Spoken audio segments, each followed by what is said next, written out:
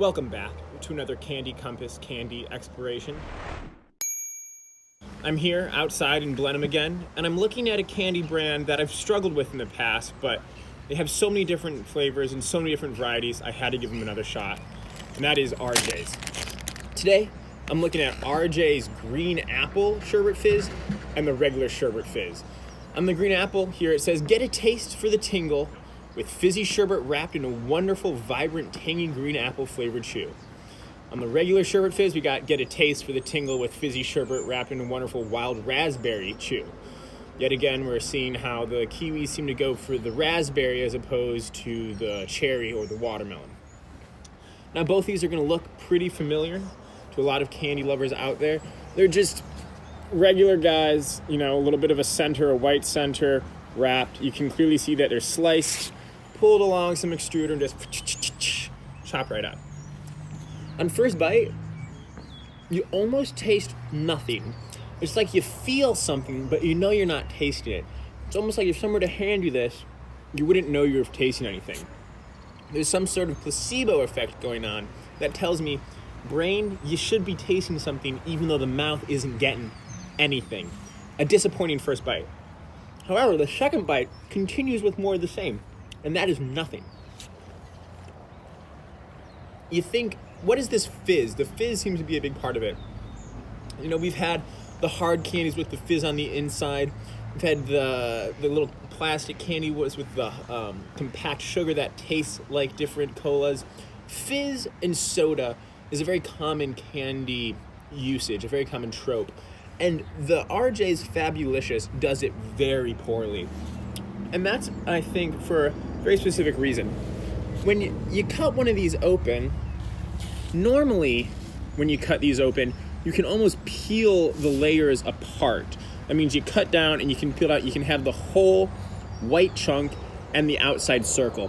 When I first ate these, they reminded me of one of my favorite candies, which is the Jolly Rancher Twosomes. And that's a little bit smaller lengthwise, and it is one flavor wrapped in another flavor. Those are specifically sour candies, and they go with the sour crystals on the outside. This, I'm not sure if we can get a good look at it. Excuse my dirty fingernails, we were cleaning a car all day. You can see some of those crystals on the inside there, which I believe is what they're trying to give their fizz. And it just does not work.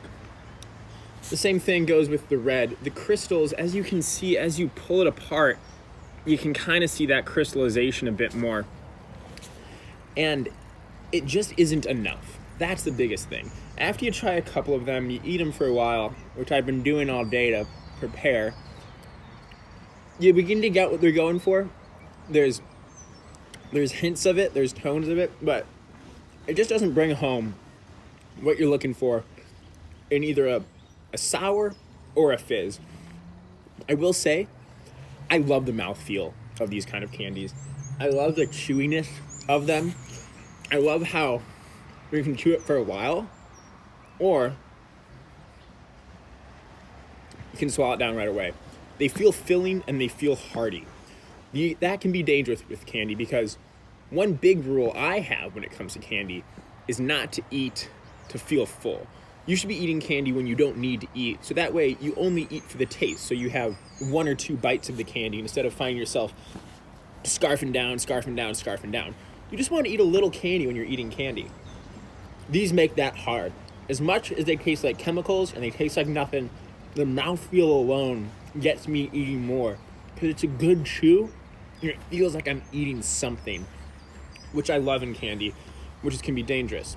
One other thing that I do like about these is it's always fun when you can squeeze stuff out of the middle. And, it might be childish, it might not be the most exciting thing about candy, but I love to do that and skin it off with my teeth. Why? I have no good reason, but it's fun and you can't get me to stop. Really, these are a fun novelty. If you're in the States, I highly recommend getting the Jolly Rancher Twosomes. Those pass the slice test so that you can unpeel them. You can mix and match them. These do not pass the slice test. And they also just have better flavors, more vibrant flavors, stronger flavors. And the RJs just fall flat.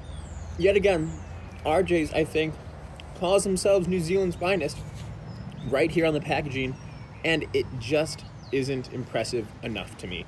They seem to love the idea of filling stuff with other stuff, and I think they could do better by just focusing on their flavors and focusing on how to bring this texture, this good bite, which they are kind of missing in their licorice, some of their other products, like the licorice. Overall, it was a fun comparison. I enjoyed eating them because they made me think of the Jolly Rancher twosomes, which I just can't get enough of. But there's no fizz, there's no flavor, there's no sour. You leave me my hands tied here, RJs. You leave me with my hands tied. I want to love you. I want to tell you that you are New Zealand's finest. But yet again, I just don't like them. I just do not like them. I wish I liked them. I don't like them. So, if you find yourself looking for something interesting, shy away from the RJs, go buy a chocolate bar or something. RJ's Fabulicious, Sherbert Fizz, Green Apple Fizz. I'm gonna finish the bags.